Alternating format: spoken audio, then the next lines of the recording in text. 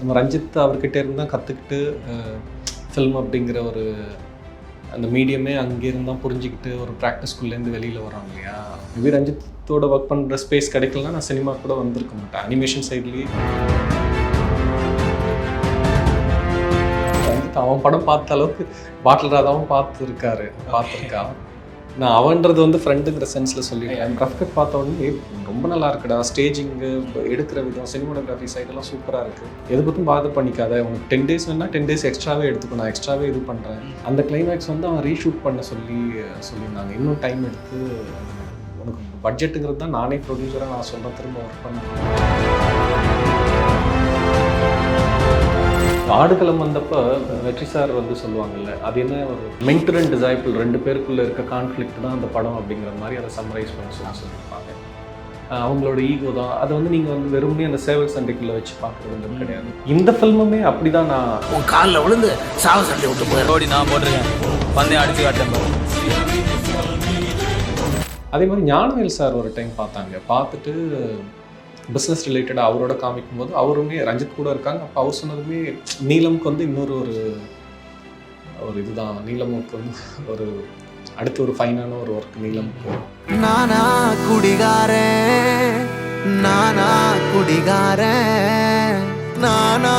குடிகாரன் என்ன விடுடா நான் போறேன்.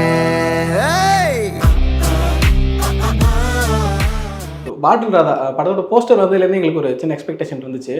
நீலம் ப்ரொடக்ஷனில் வருதுனாவே ஒரு படம் கண்டென்ட்டாக வந்து ரொம்ப குவாலிட்டியாக இருக்கும் அப்படிங்கிற ஒரு எதிர்பார்ப்பு இருந்துச்சு. ஒரு பலூன் பிக்சர்ஸும் ப்ரொடியூஸ் பண்ணுறாங்க அப்படிங்கிறப்போ டீசர் பார்க்குறப்போ ஒரு பெரிய எதிர்பார்ப்பு உருவாயிருச்சு. படம் கண்டென்ட்டாகவும் சரி, கிராஃப்டாக ரொம்ப இன்ட்ரெஸ்டிங்காக இருக்கிற மாதிரி இருந்துச்சு. ஒரு ஷார்ட்டுமே எனக்கு வந்து விஷுவலாகவும் சரி, பர்ஃபார்மன்ஸும் சரி, ஒரு டிஃப்ரெண்டான ஃபில்மாக இருக்க போகுது, குவாலிட்டியான படமாக இருக்க போகுது அப்படிங்கிற ஒரு எதிர்பார்ப்பு எனக்கு பர்சனலாக உருவாயிருந்துச்சு. ஸோ பாட்டில் ராதா பற்றி தான் டீட்டெயிலாக பேசணும். ஃபஸ்ட்டு உங்களுக்கு இந்த பேஸ் ஐடியா எப்படி கிரியேட் ஆச்சுன்றதை பற்றி சொல்லுங்கள். நான் வீடு வந்து ஆவடி. கோவிட் அந்த லாக்டவுன்லாம் முடிகிற டைமில் ஃப்ரெண்ட்ஸோட வீட்டு அந்த கிரவுண்டில் பேசிகிட்டு இருக்கும்போது இந்த மாதிரி ஒரு வடிவேலு, சதீஷ், விஜய் அப்படின்னு சொல்லிட்டு அவங்களோட பேசிகிட்டு இருக்கும்போது அவங்க பேசி சிரிச்சிட்டு இருந்தாங்க. இந்த மாதிரி வந்து கோவில் பதகையில் வந்து ஒருத்தர் ரொம்ப எக்ஸ்ட்ரீமாக குடித்து அமக்கலம் பண்ண ஒருத்தர் வந்து ரீஹேப்பில் போட்டு அவர் வந்து போகவே மாட்டேன்னு சொன்னவரை கூப்பிட்டு போயிட்டு அங்கே போட்டு பொய் சொல்லி கூப்பிட்டு போய் அங்கே உள்ளே சேர்த்துருக்காங்க. அதுக்கப்புறம் அங்கே இருக்க முடியாமல் வெளியில் வந்து அவர் ரொம்ப கண்டினியூஸாக குடித்து 3-4 டேஸில் வெளியில் வந்துட்டுருக்காரு. அதுக்கப்புறம் குடித்து இறந்துட்டுருக்காரு. நான் அது ரொம்ப அது ஹியூமராக சின்ன ஒரு ஒரு 1 minute டிஸ்கஷனாக இருந்ததுன்னு வச்சுக்கோங்களேன். எனக்கு வந்து அது ரொம்ப இதுவாக இருந்தது, ரொம்ப இன்ட்ரெஸ்டிங்காக இருந்தது அதை கேட்கும்போது. அப்புறம் அவர் எங்கே, அவரோட இது என்ன, அவங்க ஃபேமிலி பார்க்கணுன்னு சொல்லி போய் ட்ரை பண்ணி பார்த்தேன். என்னால் அது இது பண்ண முடியல. அவர் பேர் வந்து பட்டு அப்படின்ற மாதிரி பசங்க சொல்லிட்டு இருந்தாங்க. அங்கே போனால் அந்த மாதிரி யாரும் தெரியல. அது இறந்து ஒரு 6 மாதம் 1 வருஷம் ஆயிடுச்சு. அவரை பற்றி கண்டுபிடிக்கவும் முடியல. அதுக்கப்புறம் சரி, எனிவே அவரை கண்டுபிடிச்சாலும் என்ன, அவரோட மரணம் தானே. அந்த ஃபில்ம் வந்து ஒரு டெத்தை பற்றி பேசுகிற ஃபில்மாக இருக்கணுன்றதுல எனக்கு விருப்பம் இல்லை. இதை ஒரு ஆப்பர்ச்சுனிட்டியாக வச்சு ஒரு ஹோப்பை பற்றியும் ஒரு சர்வைவல் பற்றியும் ஒரு லைஃப்பை பற்றி நம்ம பேசணும் அப்படிங்கிறதுக்காக நான் வந்து திரும்ப அடிக்ட்ஸுங்க, ரீஹேப்ஸ் எல்லாம் நிறைய போயிட்டு பார்த்து பேசி ஸ்டடி பண்ணது. அப்படி தான் இந்த கதையை எழுதுனது. ஆரம்பங்கிறது ரொம்ப ஹியூமராக ஒரு சின்ன கான்வர்சேஷனில் ஃப்ரெண்ட்ஸுங்க ஷேர் பண்ணது. அதில் இருந்து தான் இது எக்ஸ்பேண்ட் ஆச்சு. பண்ணேன். அப்படி கிடைச்ச ஒரு ஸ்பார்க்கு. ஸோ தமிழ் சினிமாவில் இது வரைக்கும் குடிகாரர்களை எப்படிலாம் காட்டியிருக்காங்கன்னு சொல்லி பார்த்தோன்னா, ஒன்றும் ரொம்ப கொடூரமான வேலைகள் செய்கிறவங்க, கெட்டவங்க அப்படிங்கிற மாதிரி, இல்லைனா அவங்கள வச்சு காமெடியான விஷயங்கள் கிரியேட் பண்ணுறது, குடிச்சிட்டு கீழே விழுந்து கிடக்கிறது, உருள்றதுன்ட்டு. அப்படி இல்லைனா அது ஒரு செலிப்ரேஷன், ஃப்ரெண்ட்ஸ் எல்லாம் சேர்ந்து பயங்கரமாக என்ஜாய் பண்ணுறது அப்படிங்கிற இந்த மாதிரியான கேட்டகரிஸில் தான் பார்த்துருக்கோம். அப்படிங்கிறப்ப நம்ம இதை என்ன கேட்டகரியில் கொண்டு வரணும், என்ன மாதிரி விஷயங்களை உள்ளே கொண்டு வரணும் அப்படின்னு நீங்கள் உங்களுக்கான பிளான் என்ன வரும்? இந்த கதைக்குள்ளே இந்த கதை எழுத ஆரம்பிக்கும் போதே எனக்கு திரும்ப என்னோட சைல்ட்ஹுட் லைஃப்லேருந்து ஃபேமிலிக்குள்ளே நம்ம பார்த்த அப்பா ரொம்ப குடிச்சு 2006 ஒரு ஃபேமிலி சைடில் காஞ்சிபுரத்தில் ஒரு ஃபங்க்ஷனுக்கு போனப்போ ஒரு ரிலேட்டிவோட ஒரு இன்சிடெண்ட்டில் கீழே விழுந்து ஒரு 18-19 நாள் ஜிஹெச்சில் கோமாவில் இருந்து அதுக்கப்புறம் தான் குடிக்கிறத விட்டார். ரொம்ப நல்ல தறி நெய்வார், ரொம்ப ஃபைனாக நெய்கிற ஒருத்தர். நான் கண் முன்னாடி பார்க்குறேன். 6th 7th அப்புறம் கொஞ்சம் கொஞ்சமாக அந்த ட்ரிங்கிங் ஹேபிட்டால் ரொம்ப ஃபைனஸ்ட்டு வீவராக இருந்த ஒரு பர்சன் வந்து அப்படியே ரொம்ப வீக்காக மாறுற ஒரு விஷயங்கள், இது பர்சனல் லைஃப்குள்ளே இது மாதிரி நிறைய பேரோட லைஃப்பை பார்க்குறோம் நம்ம.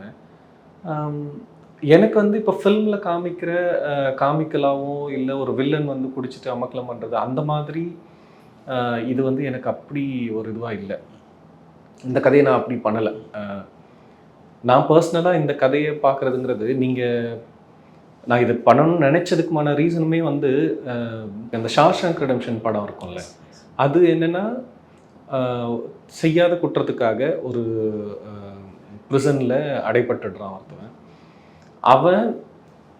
அவனை சுற்றி இருக்க அந்த எக்ஸ்டர்னல் ப்ரிசனை உடச்சி ஃபைட் பேக் பண்ணி ரொம்ப டஃபஸ்ட்டு சுச்சுவேஷன்லேயே திரும்ப திரும்ப திரும்ப திரும்ப ஃபைட் பண்ணி அதுலேருந்து மீண்டு வர்றது அப்படிங்கிறது வந்து அந்த படமாக இருக்கும்.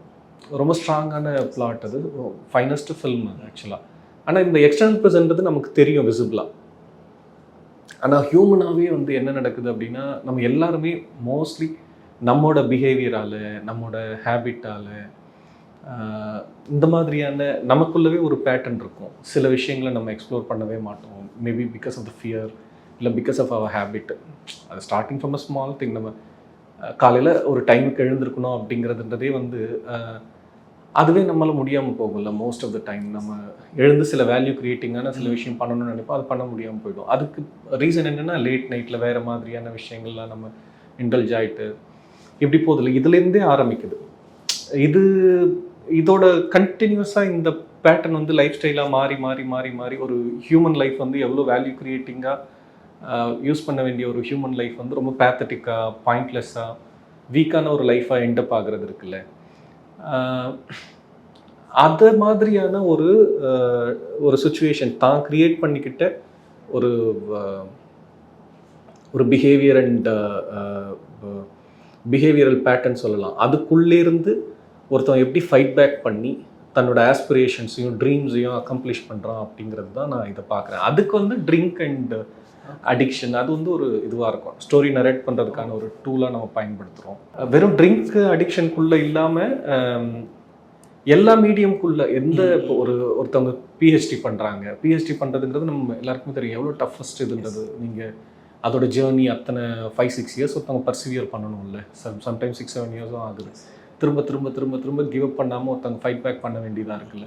அப்போ அவங்க என்னெல்லாம் பண்ணுறாங்க, தான் மேலே ஒரு ஹோப் இருக்கணும், ஆஸ் வெல் அஸ் தன்னை சுற்றி கரெக்டான ரிசோர்ஸஸ் கிட்டே இருந்து ஹெல்ப் கேட்குறது. இந்த மாதிரி நிறைய ஃபேக்டர்ஸ் இருக்குல்ல. இது ரிசர்ச்சுங்கிறது ஒரு இது சொல்கிறோம். வேறு ஃபீல்டில் நிறைய ஆஸ்பிரேஷன்ஸோடு இருக்க லைஃப் வந்து எப்படி ஃபார்வர்டாக அடுத்த இடத்துக்கு மூவ் ஆகுறாங்க அப்படிங்கிறதெல்லாம் பற்றி ஒரு எக்ஸ்ப்ளோர் பண்ணி டிஸ்கஸ் பண்ணியிருக்க படம் தான் இது. ஓகே, நாம் இந்த ட்ரிங்க்குங்கிறது ஒரு ஆப்பர்ச்சுனிட்டியாக ஒரு கதை சொல்கிறதுக்கான ஒரு இதுவாக அது ஒரு மீடியம் மாதிரி. ஆமாம் இல்லை, ரொம்ப இன்ட்ரெஸ்டிங்காக இருக்குது சார். அப்போ நீங்கள் சொல்கிறத வச்சு பார்க்கும்போது யூனிவர்சலாக எல்லாருக்குமே ஏதோ ஒரு மனத்தடை ஏதோ ஒரு விஷயத்தில் இருந்துகிட்டு இருக்கும், வேறு ஆஸ்பெக்டில் வேறு கேட்டகரிஸ்லன்ற மாதிரி. ஸோ அவங்க எல்லாருக்குமே கனெக்ட் பண்ணக்கூடிய ஒரு ஐடியாவாக இந்த படம் இருக்கும். ஆமாம், அப்படி தான் நம்ம இப்போது ஆடுகளம் வந்தப்போ வெற்றி சார் வந்து சொல்லுவாங்கல்ல, அது என்ன ஒரு மென்டர் அண்ட் டிசைபிள் 2 பேருக்குள்ளே இருக்க கான்ஃப்ளிக்ட் தான் அந்த படம் அப்படிங்கிற மாதிரி அதை சம்மரைஸ் பண்ணி சொல்லியிருப்பாங்க. அவங்களோட ஈகோ தான். அதை வந்து நீங்கள் வந்து வெறும்னே அந்த சேவல் சண்டைக்குள்ளே வச்சு பார்க்குறதுன்றது கிடையாது. ஒரு சீனியர் டாக்டருக்கும் ஜூனியர் டாக்டருக்கும் இடையில நடக்கிற சர்ஜன்ஸ்க்கு இடையில இருக்க ஈகோவாகவும் இருக்குது. நான் க்ளோஸாக பார்த்துருக்கேன். நம்ம அனிமேஷன் சைடில் ஒரு சீனியர் அனிமேட்டர்ஸ்க்கும் ஆஸ்பைரிங்காக ஒரு ஜூனியர் அனிமேட்டர்ஸ்க்கும் இருக்க கான்ஃப்ளிக்ட் எல்லா ஃபீல்டுலேயுமே அந்த இது இருக்குல்ல. அதை வந்து வெறுமனே சேவல் சண்டைக்குள்ளே நடக்கிற வன்மம்ன்ற மாதிரி கிடையாது. அது வந்து பேசிக்காக ஹியூமனுக்குள்ளே இருக்க ஒரு அவனுக்குள்ளே இருக்க அந்த ஜெலஸ் இருக்குல்ல, ஜெலஸ் அண்ட் அதை பற்றி பேசுகிறது தானே. அது யூனிவர்சலாக எல்லாரும் கனெக்ட் பண்ணிக்கிட்டதுக்கான ரீசன் அது தானே. இந்த ஃபில்முமே அப்படி தான் நான் இதுக்குள்ளே ஒரு சப்டெக்ஸ்டாக வச்சுருக்கிறது அப்படிங்கிறது எல்லாருக்குள்ளேயுமே இருக்க தான் இந்த பர்டிகுலர் சேலஞ்சஸை நான் ஓவர் கம் பண்ணி I have to come out from it அப்படிங்கிற மாதிரி, இல்லை I have to accomplish this அப்படிங்கிற மாதிரியான ஆம்பிஷன்ஸும் ட்ரீம்ஸும் இருக்கவங்க எல்லாருக்குமே இதை வந்து ரிலேட் பண்ணிக்க முடியும்னு நான் நினைக்கிறேன். ஆல்கஹால் அடிக்ஷன் ரிலேட்டடாக நிறைய ரிசர்ச் பண்ணியிருப்பீங்க ஸ்கிரிப்டுக்காக. அப்படிங்கிறப்போ எவ்வளோ தூரம் வந்து உண்மையிலேயே அடிக்ஷனாக இருக்கிறதுனால அவங்க அப்படி பிஹேவ் பண்ணுறாங்க அப்படிங்கிற ஒரு விஷயம் இருக்குது. இன்னொருத்தவங்க வந்து பேசிக்காகவே சில தப்பான விஷயங்கள் பண்ணுறவங்களா இருப்பாங்க. அவங்க வந்து அந்த ஆல்கஹால் எக்ஸ்கியூஸாக எடுத்துக்கிறவங்களாம் ஒரு சிலர் இருப்பாங்க. குடிச்சிட்டு பண்ணிட்டேன் அப்படின்னு சொல்லிக்கிறதுக்கு அது ஒரு எக்ஸ்கியூஸ் மாதிரி யூஸ் பண்ணிக்கிறவங்க இருப்பாங்க. அந்த கேட்டகரி எவ்வளோ தூரம் இருக்காங்கன்னு நினைக்கிறீங்க? இது ரொம்ப இன்ட்ரெஸ்டிங்கான கொஸ்டின் இது. ஆக்சுவலாக இம்பார்ட்டன்ட் கொஸ்டின். இம்பார்ட்டன்ட் நான் என்ன மீன் பண்ணுறேன்னா, சொசைட்டியுமே இப்படி பார்க்கும்ல. ஆனால் குடிக்கிறாங்க இல்லை அப்படிங்கிறது, குடிச்சிட்டு இந்த மாதிரி பொய்யா நான் குடிச்சிட்டு பண்ணிட்டேன் அப்படின்னு சொல்கிறாங்க அப்படிங்கிறது ஒரு பெர்ஸ்பெக்டிவ். இன்னொன்று வந்து முதல்ல ஒரு ஹியூமன் வந்து தான் எப்படி பிஹேவ் பண்ணுறான், இல்லை அவன் செயல்படுறதுக்கு அவன் வந்து ரொம்ப கரப்டடாக ரொம்ப பொல்யூட்டடாக பிஹேவ் பண்ணுறான் அப்படின்னாலுமே அது ஒரு ஆஸ்பெக்டில் சொசைட்டி வந்து அவனுக்கு என்ன ஸ்பேஸ் கொடுத்துருக்கு, அவனுக்கான என்ன கிடச்சிருக்கு, சைல்டுஹுட்லேருந்து அவனுக்கு வந்து சரியான கல்வி கிடச்சிருக்கா, என்ன மாதிரியான பேரண்டிங் ஸ்பேஸ் அவனுக்கு இருந்திருக்கு, எல்லாத்தோட தொடர்ச்சி தான் இல்லை. ஸோ ட்ரிங்கே இல்லைனாலுமே ஒரு ஹியூமன் பிஹேவியருக்குள்ளே நிறைய விஷயங்களோட கல்மினேஷன் தான் அந்த பர்சன் அவனாக இருக்கான். நம்ம அப்படியே ஃப்ளாட்டாக வந்து இவன் வந்து பெட்டராக பிஹேவ் பண்ணுறான், இவன் அப்படி இல்லை அப்படிங்கிற மாதிரி ஒரு கால் எடுக்கிறதுங்கிறது வந்து அதுவே ஒரு டிஸ்கஷன்ஸ்குள்ளே நம்ம வைக்க வேண்டியது. அதுக்கப்புறம் ட்ரிங்க்குள்ளே இந்த மாதிரி பிஹேவ் பண்ணுறாங்களா அப்படிங்கிறது வந்து ஹானஸ்டாக சொல்லுதுன்னா, நான் வந்து இந்த கொஸ்டினும் இந்த பெர்ஸ்பெக்டிவுமே நான் வந்து ஆல்மோஸ்ட் 3+ இயர்ஸாக இருந்தாலுமே இப்போ தான் இதை நான் கேட்குறேன். இப்படியும் பண்ணியிருப்பாங்களா அப்படிங்கிறது. மோஸ்ட்லி அதுக்கான ஸ்பேஸ் கம்மியாக தான் இருந்திருக்கும். அடிக்ஸோட லைஃப்குள்ளே இந்த அளவுக்கு, ஏன்னா அவங்க இன்ஹெரண்ட்டாக என்ன அவங்க லைஃபாக இருக்கோ, சப்ரஸ்ட் எமோஷன் என்னவா இருக்கோ, அது குடிச்சதுக்கப்புறம் அதை வந்து எந்த ஃபியரும் இல்லாமல் ரெஸ்ட்ரிக்ஷனும் இல்லாமல் எக்ஸ்பிரஸ் பண்ணிடுறாங்க. அவங்க வந்து பெரிய தடைகளோட இதுவெல்லாம் இருக்கணுன்றது கிடையாது. மேபி அக்கேஷ்னலாக ட்ரிங்க் பண்ணுறவங்க மாதத்துக்கு ஒரு டைமோ இல்லை 15 நாளுக்கு ஒரு டைமோ இல்லை 2-3 மாதத்துக்கு ஒரு டைம் ஃபெஸ்டிவலில் குடிக்கிறவங்க வந்து அது வரலாம் காமாக இருப்பாங்க. குடிச்சதுக்கப்புறம் வைல்டாக எக்ஸ்பிரஸ் பண்ணுறவங்க இவங்களையும் நம்ம சேர்க்க முடியாது. அடிக்ஷனுக்குள்ளே இருக்கவங்க அவங்க ரொம்ப வல்னரபிளான தேர் டிசீஸ்டு பீப்புள். அடிக்ஷன் அப்படிங்கிறது disease and they're diseased people. அவங்களுக்கு சப்போர்ட் அப்படிங்கிறது ரொம்ப அன்கண்டிஷ்னலான லவ் அண்ட் சப்போர்ட் வந்து ரொம்ப இம்பார்ட்டண்ட் அப்படிங்கிறது தான் நான் புரிஞ்சுக்கிறேன். இப்போ இந்த அடிக்ஷன் ஒரு டிசீஸ் அப்படின்னு சொல்கிறீங்க. அந்த டிசீஸ் அவருக்கு வர்றதுக்கு அந்த இண்டிவிஜுவல் எவ்வளோ தூரம் காரணமாக இருக்காரு, அவரை சுற்றி இருக்கவங்க எவ்வளோ தூரம் காரணமாக இருக்காங்க, இந்த கவர்மெண்ட் சிஸ்டம் சொசைட்டி எல்லாமே எவ்வளோ தூரம் அந்த விஷயத்துக்கு காரணமாக இருக்குது, இந்த கொஷின்ஸ் எல்லாம் இந்த படத்துக்குள்ளே டிஸ்கஸ் பண்ணியிருக்கீங்க. ஆமாம். படம்னு வரும்போது இப்போ நம்ம பேசுனது வந்து படத்துக்குள்ளே வைக்க வேண்டாம். படம்ங்கிறது வந்து நான் அது படம் பொறுத்தவரையிலும் எனக்கு சினிமா பற்றி ஒரு பெர்ஸ்பெக்டிவ் இருக்குல்ல, அது பெர்ஸ்பெக்டிவ்ன்றது என்ன பெரிய கிராண்டியரான டேர்மாக நம்ம பார்த்துக்க வேண்டியதில்லை. நான் எந்த ஃபிலிம்ஸ் எல்லாம் பார்த்து ரொம்ப அட்மையர் பண்ணேன், ரசித்தேன் அப்படிங்கிறது தான். எனக்கு வந்து இப்போ மெட்ராஸ் வந்து ரொம்ப பிடிக்கும், சார்பெட்டா பயங்கரமாக பிடிக்கும். அதே மாதிரி நிறைய மாஸ்டர்ஸோட ஃபிலிம்ஸ் இருக்குல்ல, நமக்கு பருத்திவீரன் பயங்கரமாக இருக்கும். அந்த மாதிரி இப்போது மகேந்திரன் சாரோட ஒர்க்ஸு, பாரதிராஜ் சாரோட ஒர்க்கு அண்ட் பாலமகேந்திரா சாரோட ஃபிலிம்ஸ் இருக்கும். மணிரத்னம் அவரோட சில ஒர்க்ஸ் எல்லாம் ரொம்ப ஃபைனான ஒர்க்ஸ் பண்ணியிருக்காங்க. இவங்க எல்லாருக்குமே வந்து பர்சனலாக அவங்களுக்கு ஒரு விஷன் இருக்குது. ஆனால் அதை வந்து ஒரு ஃபில்மாக வரும்போது ரொம்ப ஃபைனாக என்டர்டெய்னிங்காக ஒரு என்கேஜிங்காக கிராஃப்டாகவும் சரி, ஒரு ஆடியன்ஸை ரெஸ்பெக்ட் பண்ணி அவங்கள இமோஷனலாகவும் என்டர்டெய்னிங்காகவும் என்கேஜ் பண்ணி கனெக்ட் பண்ணி கதையை சொல்லி முடிக்கிறாங்கல்ல, அந்த குவாலிட்டி தான் வந்து நான் ரொம்ப ரெஸ்பெக்ட் பண்ணுற ஒரு விஷயம். அதை தான் நானுமே பண்ணணும்னு நான் விருப்பப்படுறேன். அந்த மாதிரியான ட்ரேட்ஸோடு நம்ம ஃபிலிம்ஸ் இருக்கணும் அப்படிங்கிறது தான் நான் நினைக்கிறது. இதுக்குள்ளே ரொம்பவும் அதை பற்றிய இதெல்லாம் போல ஒரு கதையோட ஃப்ளோக்குள்ளே எங்கெல்லாம் அட்ரஸ் பண்ண முடியுமோ அதை அட்ரஸ் பண்ணியிருக்கேன். ரொம்ப கவனித்து பார்த்தோம்னா, சீக் பண்ணோம்னா அதுக்கு எல்லா டீட்டெயிலுமே இருக்கும்.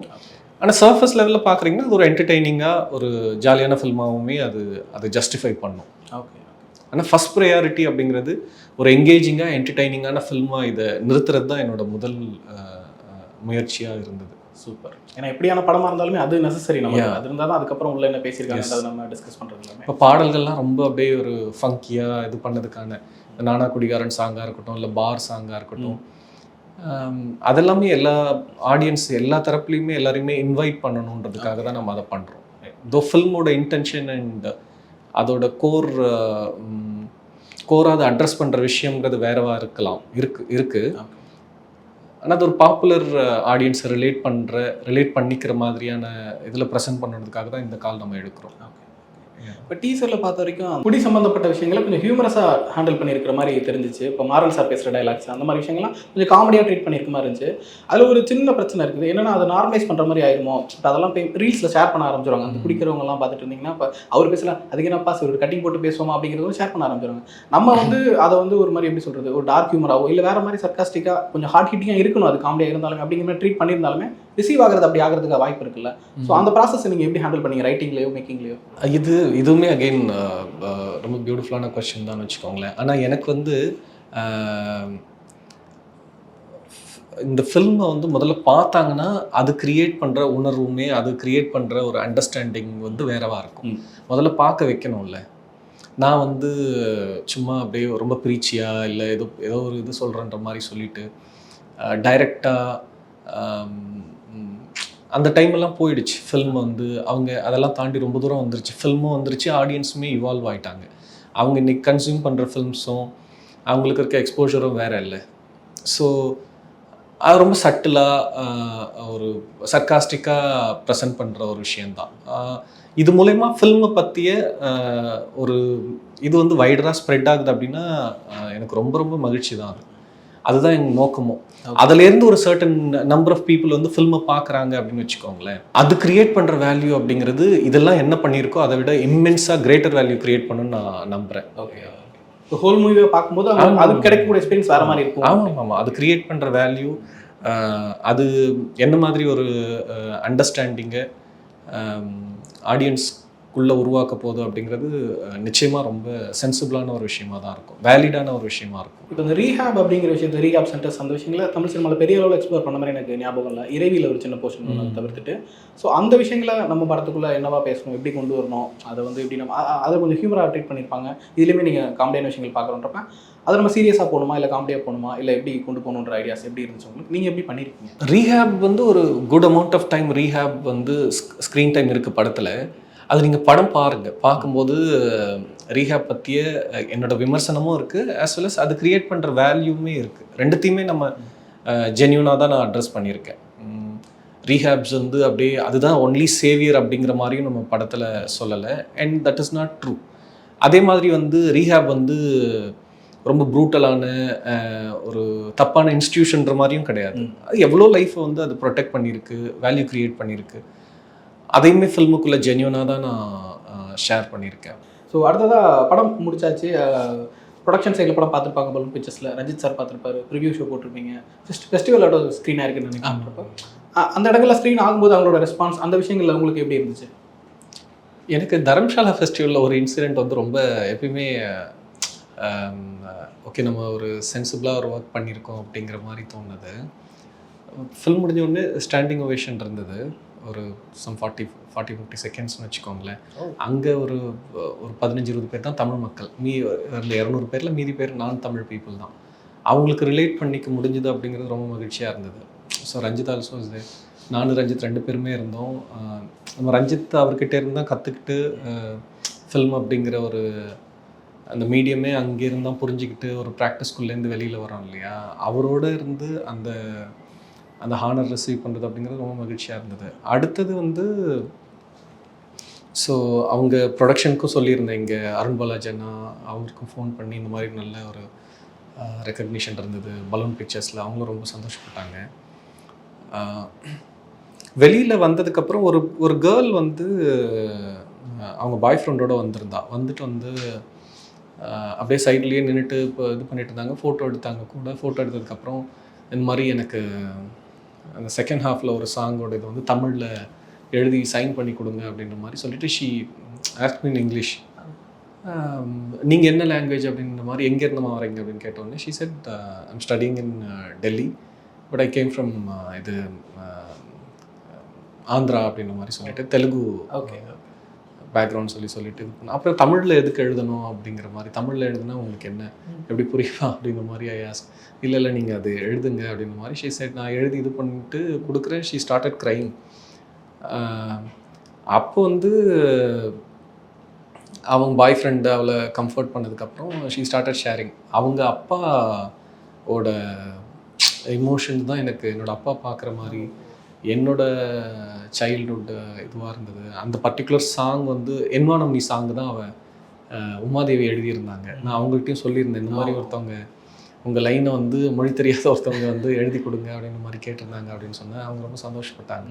ஸோ எழுதி கொடுத்து அவங்களுக்கு சைன் பண்ணியிருந்தேன். அது எனக்கு எப்பவுமே மறக்கவே முடியாத ஒரு பெரிய ரெக்கக்னிஷன் தான். நம்ம மொழி தாண்டி ஃபில்ம் வந்து இன்னொருத்தவங்களை ரிலேட் பண்ணிக்கிற ஒரு இடத்துல நிற்குது அப்படிங்கிறது வந்து அது சூப்பர் தான்ல. ரஞ்சித் சார் வந்து நீங்கள் அவர் சினிமாவுக்கு வரதுக்கு முன்னாடிலேருந்தே நீங்கள் 2 பேரும் ஃப்ரெண்ட்ஸாக இருக்கீங்கன்றப்போ இவ்வளோ பெரிய ட்ராவலுக்கு அப்புறம் இப்படி ஒரு படம் எடுத்து முடிச்சிருக்கீங்கன்றப்போ ஃபஸ்ட் டைம் அவர் படம் பார்த்துட்டு என்ன சொன்னார்? ரஞ்சித் என்னன்னா, ரஞ்சித் அவன் படம் பார்த்த அளவுக்கு பாட்டில் ராதாவும் பார்த்துருக்கான்.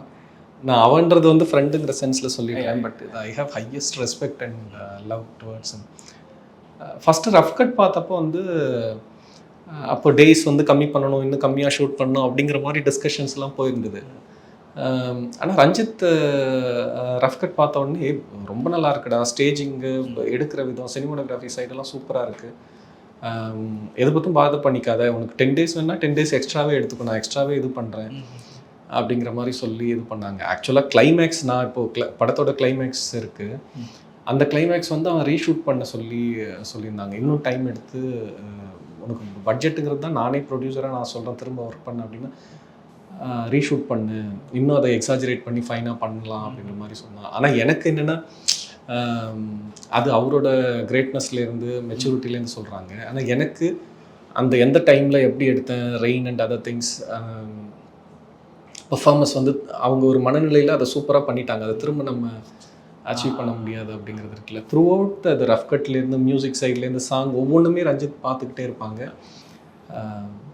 பலூன் பிக்சர்ஸ் வந்து ஃபினான்ஸ் அண்ட் இன்வெஸ்ட்மெண்ட் அந்த சைடுனா, நீலமும் இன்வெஸ்ட் பண்ணியிருக்காங்க. பேரலாக வந்து க்ரியேட்டிவ் சைடெல்லாம் வந்து ரஞ்சித்தோட அப்ரூவல் இல்லாமல் நம்ம இது பண்ணக்கூடாதுன்றது தான் நம்மளோட ஐடியா. ஸோ ஒவ்வொரு ஸ்டேஜும் பார்க்கும்போது ரஞ்சித்துக்கு ரொம்ப பிடிச்சிருந்தது. சென்சிபிளான ஒரு ஒர்க்காக இருக்குது, கிராஃப்டாகவும் சோஷியலாகவும் ரெஸ்பான்சிபிளான ஒரு ஒர்க்காக இருக்கிறது அப்படிங்கிறது அது ரொம்ப மகிழ்ச்சியான ஒரு விஷயந்தான். நிறைய ஃபில்ம் மேக்கர்ஸ்ட்டு ரஞ்சித்துமே பர்சனலாக வந்து சொல்லியிருந்திருக்காங்க, இந்த மாதிரி பாட்டில் ராதான் ஒரு படம் பண்ணியிருக்கோம் நான் ப்ரொடக்ஷனில்.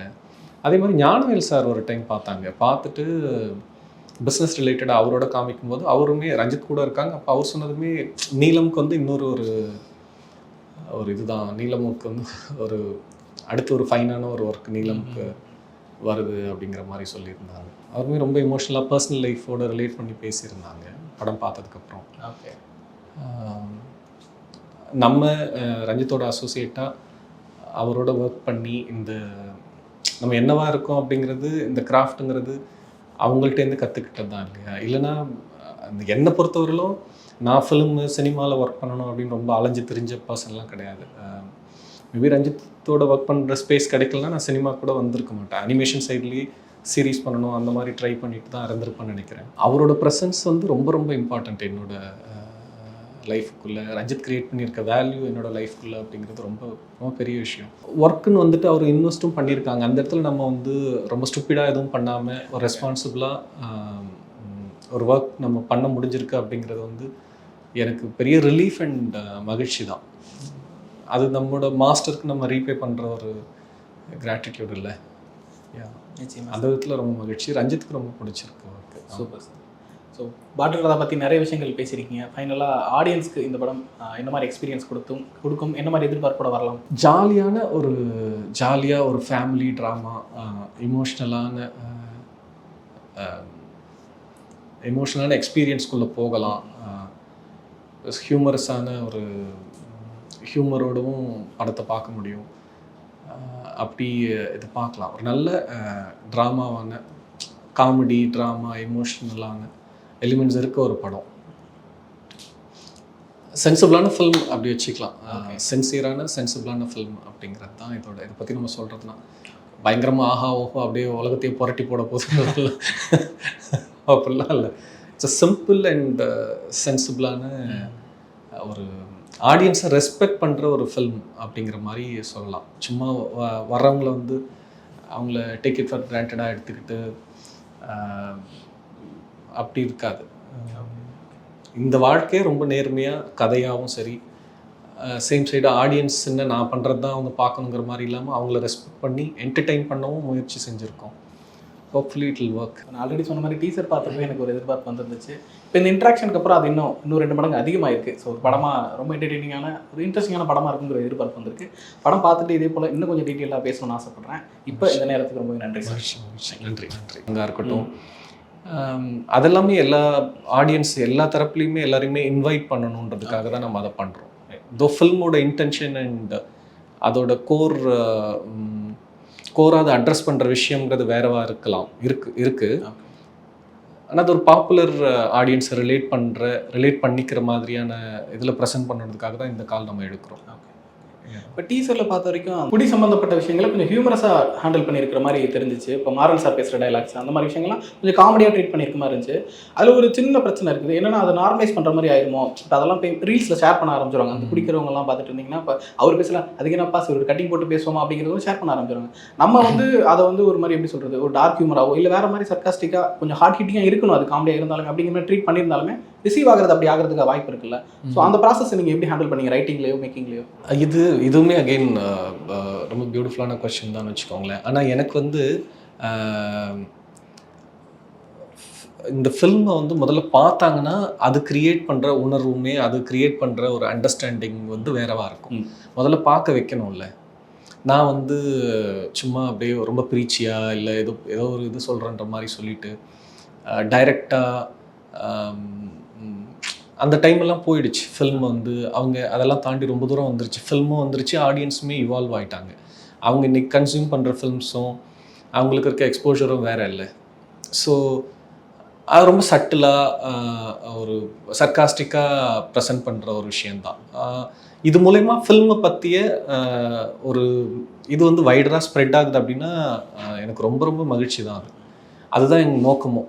அதுலேருந்து ஒரு சர்டன் நம்பர் ஆஃப் பீப்புள் ஃபில்மை பார்க்குறாங்க அப்படின்னு வச்சுக்கோங்களேன். அது கிரியேட் பண்ணுற வேல்யூ அப்படிங்கிறது இதெல்லாம் என்ன பண்ணியிருக்கோ அதை விட இம்மென்ஸாக கிரேட்டர் வேல்யூ கிரியேட் பண்ணணும்னு நான் நம்புகிறேன். ஓகே, ஹோல் மூவியை பார்க்கும்போது அது கிடைக்கக்கூடிய எக்ஸ்பீரியன்ஸ் வேறு மாதிரி இருக்கும். ஆமாம், அது கிரியேட் பண்ணுற வேல்யூ, அது என்ன மாதிரி ஒரு அண்டர்ஸ்டாண்டிங்கை ஆடியன்ஸ்குள்ளே உருவாக்க போகுது அப்படிங்கிறது நிச்சயமாக ரொம்ப சென்சிபிளான ஒரு விஷயமா தான் இருக்கும், வேலிடான ஒரு விஷயமா இருக்கும். இப்போ இந்த ரீஹேப் அப்படிங்கிற விஷயத்தை, ரீஹேப் சென்டர்ஸ் அந்த விஷயங்களை தமிழ் சினிமாவில் பெரிய அளவில் எக்ஸ்ப்ளோர் பண்ண மாதிரி எனக்கு ஞாபகம் இல்லை. இறைவியில் ஒரு சின்ன போர்ஷன் தவிர்த்துட்டு ஸோ அந்த விஷயங்களை நம்ம படத்துக்குள்ளே என்னவா பேசணும், எப்படி கொண்டு வரணும், அதை எப்படி நம்ம அதை கொஞ்சம் ஹியூமராக ட்ரீட் பண்ணியிருப்பாங்க. இதுலேயுமே நீங்கள் காமெடியான விஷயங்கள் பார்க்குறோன்றப்ப அதை நம்ம சீரியஸாக போகணுமா இல்லை காமெடியாக போகணுமா இல்லை எப்படி கொண்டு போகணுன்ற ஐடியாஸ் எப்படி இருந்துச்சு உங்களுக்கு? நீங்கள் எப்படி பண்ணியிருக்கீங்க? ரீஹேப் ஒரு good amount of time rehab screen time இருக்குது படத்தில். அது நீங்கள் படம் பாருங்கள். பார்க்கும்போது ரீஹேப் பற்றிய என்னோடய விமர்சனமும் இருக்குது, ஆஸ் வெல் அஸ் அது கிரியேட் பண்ணுற வேல்யூமே இருக்குது. ரெண்டுத்தையுமே நம்ம ஜென்யூனாக தான் நான் அட்ரஸ் பண்ணியிருக்கேன். ரீஹேப்ஸ் அப்படியே அதுதான் ஒன்லி சேவியர் அப்படிங்கிற மாதிரியும் நம்ம படத்தில் சொல்லலை, and that is not true. அதே மாதிரி ரீஹேப் ரொம்ப ப்ரூட்டலான ஒரு தப்பான இன்ஸ்டிடியூஷன்ற மாதிரியும் கிடையாது. அது எவ்வளோ லைஃப்பை அது ப்ரொடெக்ட் பண்ணியிருக்கு, வேல்யூ க்ரியேட் பண்ணியிருக்கு. அதையுமே ஃபில்முக்குள்ளே ஜென்யூனாக தான் நான் ஷேர் பண்ணியிருக்கேன். ஸோ அடுத்ததாக படம் முடிச்சாச்சு. ப்ரொடக்ஷன் சைடில் படம் பார்த்துருப்பாங்க, பலூன் பிக்சர்ஸில் ரஞ்சித் சார் பார்த்துருப்பாரு, ரிவ்யூ ஷோ போட்டிருப்பீங்க, ஃபெஸ்டிவலோட ஸ்க்ரீனாக இருக்குன்னு நினைக்கிறப்ப அந்த இடங்களில் ஸ்க்ரீன் ஆகும்போது அவங்களோட ரெஸ்பான்ஸ் அந்த விஷயங்களில் உங்களுக்கு எப்படி இருந்துச்சு? எனக்கு தரம்ஷாலா ஃபெஸ்டிவலில் ஒரு இன்சிடெண்ட் ரொம்ப எப்பயுமே ஓகே நம்ம ஒரு சென்சிபிளாக ஒரு ஒர்க் பண்ணியிருக்கோம் அப்படிங்கிற மாதிரி தோணுது. ஃபில்ம் முடிஞ்ச உடனே ஸ்டாண்டிங் ஓவேஷன் இருந்தது, ஒரு சம் 40-50 செகண்ட்ஸ்னு வச்சுக்கோங்களேன். அங்கே ஒரு 15-20 பேர் தான் தமிழ் மக்கள், 200 பேரில் மீதி பேர் நான் தமிழ் பீப்புள் தான். அவங்களுக்கு ரிலேட் பண்ணிக்க முடிஞ்சுது அப்படிங்கிறது ரொம்ப மகிழ்ச்சியாக இருந்தது. ஸோ ரஞ்சித் ஆல்சோ இது, நானும் ரஞ்சித் 2 பேருமே இருந்தோம். நம்ம ரஞ்சித் அவர்கிட்ட இருந்தால் கற்றுக்கிட்டு ஃபில்ம் அப்படிங்கிற ஒரு அந்த மீடியமே அங்கேருந்து தான் புரிஞ்சுக்கிட்டு ஒரு ப்ராக்டிஸ்குள்ளேருந்து வெளியில் வரோம் இல்லையா, அவரோடு இருந்து அந்த அந்த ஹானர் ரிசீவ் பண்ணுறது அப்படிங்கிறது ரொம்ப மகிழ்ச்சியாக இருந்தது. அடுத்தது ஸோ அவங்க ப்ரொடக்ஷனுக்கும் சொல்லியிருந்தேன், இங்கே அருண் பாலாஜி அண்ணா அவருக்கும் ஃபோன் பண்ணி இந்த மாதிரி நல்ல ஒரு ரெக்கக்னிஷன் இருந்தது பலூன் பிக்சர்ஸில், அவங்களும் ரொம்ப சந்தோஷப்பட்டாங்க. வெளியில் வந்ததுக்கப்புறம் ஒரு கேர்ள் அவங்க பாய் ஃப்ரெண்டோடு வந்துட்டு அப்படியே சைட்லேயே நின்றுட்டு இப்போ இது பண்ணிட்டு இருந்தாங்க. ஃபோட்டோ எடுத்தாங்க கூட. ஃபோட்டோ எடுத்ததுக்கப்புறம் இந்த மாதிரி எனக்கு அந்த செகண்ட் ஹாஃபில் ஒரு சாங்கோட இது வந்து தமிழில் எழுதி சைன் பண்ணி கொடுங்க அப்படின்ற மாதிரி சொல்லிட்டு she ask me in English. நீங்கள் என்ன லாங்குவேஜ் அப்படின்ற மாதிரி எங்கேருந்துமா வரீங்க அப்படின்னு கேட்டோன்னே she said I'm studying in Delhi but I came from இது ஆந்திரா அப்படின்ற மாதிரி சொல்லிட்டு தெலுங்கு ஓகே பேக்ரவுண்ட் சொல்லிட்டு இது பண்ண. அப்புறம் தமிழில் எதுக்கு எழுதணும் அப்படிங்கிற மாதிரி, தமிழில் எழுதுனா உங்களுக்கு என்ன எப்படி புரியுமா அப்படிங்கிற மாதிரி ஐ ஆஸ்க். இல்லை நீங்கள் அது எழுதுங்க அப்படின்ற மாதிரி ஷீ செட். நான் எழுதி இது பண்ணிட்டு கொடுக்குறேன். She started crying. அப்போ வந்து அவங்க பாய் ஃப்ரெண்டு அவளை கம்ஃபர்ட் பண்ணதுக்கப்புறம் ஷீ ஸ்டார்டட் ஷேரிங். அவங்க அப்பாவோட எமோஷன்ஸ் தான் எனக்கு என்னோடய அப்பா பார்க்குற மாதிரி என்னோட சைல்டுஹுட் இதுவாக இருந்தது. அந்த பர்டிகுலர் சாங் வந்து என்வானம் நீ சாங்கு தான் அவள் உமாதேவி எழுதியிருந்தாங்க. நான் அவங்கள்ட்டையும் சொல்லியிருந்தேன், இந்த மாதிரி ஒருத்தவங்க உங்கள் லைனை வந்து மொழி தெரியாத ஒருத்தவங்க வந்து எழுதி கொடுங்க அப்படின்ற மாதிரி கேட்டிருந்தாங்க அப்படின்னு சொன்னேன். அவங்க ரொம்ப சந்தோஷப்பட்டாங்க. ஸோ எழுதி கொடுத்து அவங்களுக்கு சைன் பண்ணியிருந்தேன். அது எனக்கு எப்பவுமே மறக்கவே முடியாத ஒரு பெரிய ரெக்கக்னிஷன் தான். நம்ம மொழி தாண்டி ஃபில்ம் வந்து இன்னொருத்தவங்களை ரிலேட் பண்ணிக்கிற ஒரு இடத்துல நிற்குது அப்படிங்கிறது வந்து அது சூப்பர் தான். இல்லை ரஞ்சித் சார் வந்து நீங்கள் அவர் சினிமாவுக்கு வரதுக்கு முன்னாடிலேருந்தே நீங்கள் 2 பேரும் ஃப்ரெண்ட்ஸாக இருக்கீங்கன்றப்போ இவ்வளோ பெரிய ட்ராவலுக்கு அப்புறம் இப்படி ஒரு படம் எடுத்து முடிச்சிருக்கீங்கன்றப்ப ஃபஸ்ட் டைம் அவர் படம் பார்த்துட்டு என்ன சொன்னார்? ரஞ்சித் அவன் படம் பார்த்த அளவுக்கு பாட்டில் ராதாவும் பார்த்துருக்கான். நான் அவன்றது வந்து ஃப்ரெண்டுங்கிற சென்ஸில் சொல்லிட்டேன். But I have highest respect and love towards him. First rough cut பார்த்தப்போ வந்து அப்போ டேஸ் வந்து கம்மி பண்ணணும், இன்னும் கம்மியாக ஷூட் பண்ணணும் அப்படிங்கிற மாதிரி டிஸ்கஷன்ஸ்லாம் போயிருந்தது.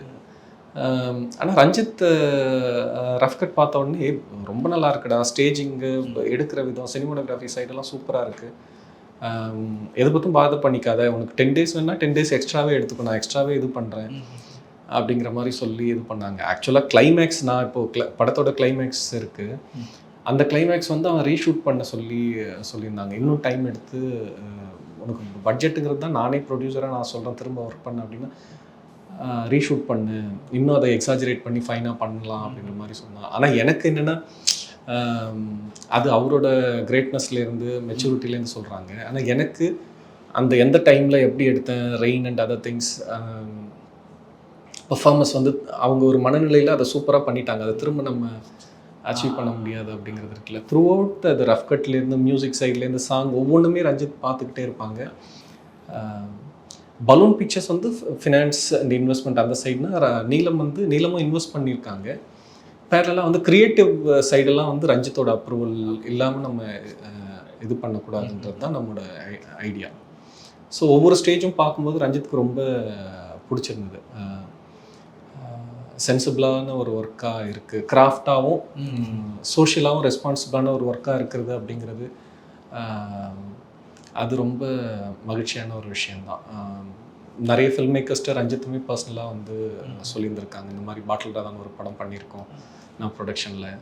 அதே மாதிரி ஞானவேல் சார் ஒரு டைம் பார்த்துட்டு பிஸ்னஸ் ரிலேட்டடாக அவரோட காமிக்கும்போது அவருமே ரஞ்சித் கூட இருக்காங்க. அப்போ அவர் சொன்னதுமே நீலமுக்கு வந்து இன்னொரு ஒரு இதுதான், நீலமுக்கு வந்து ஒரு அடுத்து ஒரு ஃபைனான ஒரு ஒர்க் நீலமுக்கு வருது அப்படிங்கிற மாதிரி சொல்லியிருந்தாங்க. அவருமே ரொம்ப எமோஷ்னலாக பர்சனல் லைஃபோடு ரிலேட் பண்ணி பேசியிருந்தாங்க படம் பார்த்ததுக்கப்புறம். ஓகே, நம்ம ரஞ்சித்தோட அசோசியேட்டாக அவரோட ஒர்க் பண்ணி இந்த நம்ம என்னவா இருக்கோம் அப்படிங்கிறது, இந்த கிராஃப்ட்டுங்கிறது அவங்கள்ட்டேருந்து கற்றுக்கிட்டது தான் இல்லையா. இல்லைன்னா அந்த என்னை பொறுத்தவரையிலும் நான் ஃபிலிமு சினிமாவில் ஒர்க் பண்ணணும் அப்படின்னு ரொம்ப அலைஞ்சு திரிஞ்ச பர்சன்லாம் கிடையாது.